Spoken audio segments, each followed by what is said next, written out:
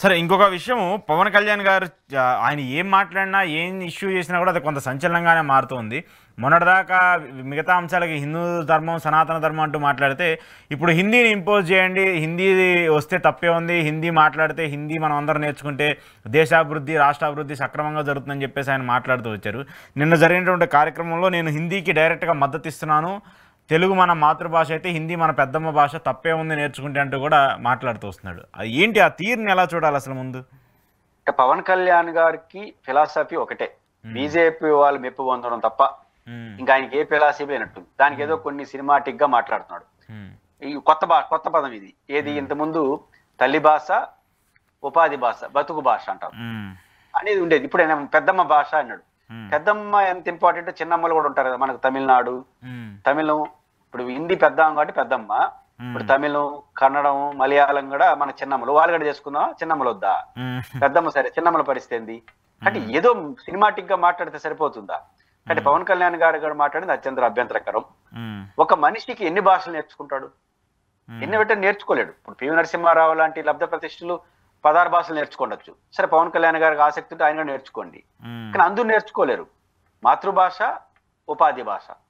మాతృభాష మన తెలుగు, నేర్చుకొని తీరాల్సింది, నేర్చుకుంటాం, మన తల్లితోనే వస్తుంది, ఆటోమేటిక్ వస్తుంది. ఉపాధి భాష, ఉపాధి భాష ఈ దేశంలో ఏంటి? ఈ దేశంలో ఎవరైనా హిందీ రాకుండా ఇంగ్లీష్ మాత్రమే వచ్చి ఇబ్బంది పడిన వాళ్ళు ఉన్నారా? ఇంగ్లీష్ రాకుండా హిందీ మాత్రం నేర్చుకొని బాగుపడిన వాళ్ళు ఉన్నారా? లెక్క చెప్పాలి ఆయన. పవన్ కళ్యాణ్ గారు లెక్క చెప్పాలి. ఏమని? హిందీ నేర్చుకొని అయితే ఇంగ్లీష్ నేర్చుకున్నాను. బజార్లోకి వెళ్తే, ప్రపంచంలోకి వెళ్తే ఈ దేశ సరిహద్దులు దాటితే ఇంగ్లీష్ తప్ప ఇంకేది పనికి రాదు. అంతే కదా. ఈ దేశంలోనే ఉపాధి ఏమైనా హిందీతో వస్తా ఉందా? కాబట్టి 2 భాషలు, మాతృభాష, ఉపాధి భాష. మాతృభాష తెలుగు, అందరికీ ఏకాభిప్రాయం. ఉపాధి భాష హిందీ ఎట్లా చెప్పమనండి పవన్ కళ్యాణ్ గారిని. ఇంగ్లీష్ కన్నా, లేదా ఇంగ్లీష్ నేర్చుకోండి, హిందీ నేర్చుకోండి, ఇంకేంది మలయాళం, తమిళం అన్ని నేర్చుకుందాం. సాధ్యమా? పెద్దమ్మ భాష, చిన్నమ్మ భాష, ఇంకా అన్ని నేర్చుకుందాం. ఎట్లా సాధ్యం అవుతుంది? కాబట్టి అది కుదరదు. 2, ఆయన మాట్లాడ చాలా విచిత్రంగా ఉంటుంది. చాలా మంది అట హిందీలో డబ్ చేస్తున్నారంట, తమిళనాడు ఉద్దేశించి మాట్లాడుతున్నాడు ఆయన. తమిళ సినిమాలు, ఆయన మాట్లాడే సినిమాలు ఈ తమిళ భాష వాళ్ళు హిందీ వద్దంటారు. అట్లాంటిది వీళ్ళు మాత్రం హిందీలో డబ్ చేసుకుంటారు అని. పవన్ కళ్యాణ్ గారు ఇక్కడ సృహలో ఉండాల్సిన అంటే ఏంటంటే, వాళ్ళు హిందీని గౌరవిస్తున్నారు. తమిళంలో విజయవంతమైన సినిమాని హిందీ భాషలో తర్జుమా చేయడం ద్వారా వ్యాపారం చేసుకుంటున్నారని మీరు అంటున్నారు. అది మీకు ఎప్పుడో ఆలోచన ఉన్నట్టుంది.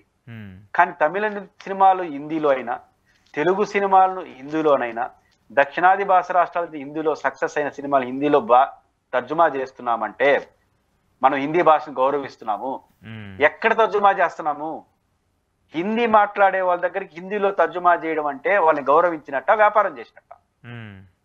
ఇప్పుడు తెలుగులో ఒక బాహుబలి ఉంది.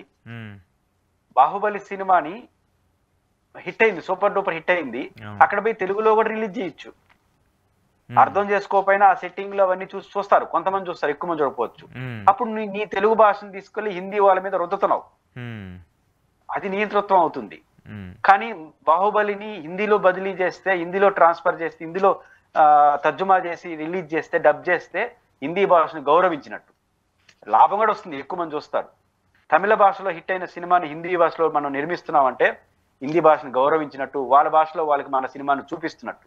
తమిళ సినిమాని తెలుగులో డబ్ చేసినా, తెలుగు సినిమాని తమిళలో డబ్బింగ్ చేసినా వాళ్ళ భాషను మనం గౌరవిస్తాం. అట్లే హిందీలో తీసిన సినిమాని తెలుగులో తీయమంటున్నాం, తెలుగులో తర్జుమా చేయమంటున్నాం. ప్రేమ్ పౌరాలు సూపర్ హిట్ కాలేదా? బాగుంటే చాలా సినిమాలు మైనే ప్యార్కి అనుకుంటాను. ప్రేమ్ పౌరాలు మైనే ప్యార్కి సినిమాని మళ్ళీ మైనే ప్యార్కి పేరుతో తెలుగులో తీస్తే తెలుగు ప్రజలు అవమానించినట్టు. ఇక్కడ తెలుగులో వచ్చిన మైనే ప్యార్కి అని ప్రేమ్ పౌరాలు తీయండి, తమిళ్లో కూడా ప్రేమ పౌరతో తీయండి, తమిళ భాషలో తీయండి హిందీ సినిమాని. ఆ రకంగా వాళ్ళని గౌరవించండి. కాబట్టి విచిత్రమైన వాదనలు తీసుకొస్తున్నాడు ఆయన.